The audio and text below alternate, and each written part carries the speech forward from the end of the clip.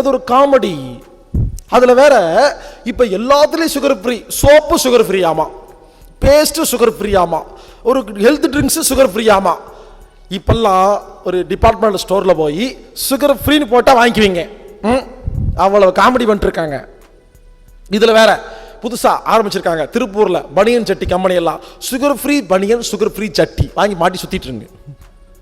ஆமா, அது வந்தாலும் ஒன்றும் ஆச்சரியப்படுறதில்ல, நம்ம ஏதோ நம்புவோமே. இப்பெல்லாம் பொண்ணு பார்க்கும்போது பல பேர் எனக்கு ஃபோன் பண்ணுறாங்க, சார் என்னோட பொண்ணு பார்த்துருக்கிறேன், அதோட சுகர் ரிப்போர்ட் அனுப்பிச்சி வச்சிருக்கிறேன், கல்யாணம் பண்ணிக்கலாமா வேண்டாமா, ஹை சுகர் இருக்காமா, அவ்வளோ ஸ்வீட்டான பொண்ணு கல்யாணம் பண்ணிக்கங்க. சுகர் அதிகமாக இருந்தால் பண்ணிக்கலாம் வேண்டாமான்னு கேட்குற அளவுக்கு எவ்வளோ யோசிச்சு பாருங்க எவ்வளோ தூரம் நம்ம முட்டாளாக இருக்கிறோன்னு. தயவு செய்து புரிஞ்சுக்குங்க, சர்க்கரை என்பது நோயும் கிடையாது, அதுக்கு லெவலும் கிடையாது. உடம்பில் எவ்வளவு சர்க்கரை இருக்கோ நல்லதுங்க. நல்ல சர்க்கரை நல்லது, கெட்ட சர்க்கரை கெட்டது. இது புரிஞ்சிருச்சுன்னா இனி நமக்கு சர்க்கரை நல்லது.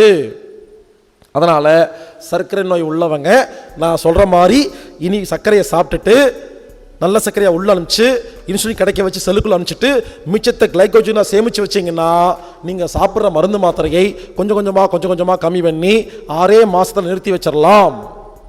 6 மாதத்துக்கு அப்புறம் உங்களுக்கு சர்க்கரை வியாதிங்கிற ஒரு வியாதி கிடையவே கிடையாது. இதுதான் சர்க்கரை வியாதிக்கு தீர்வு.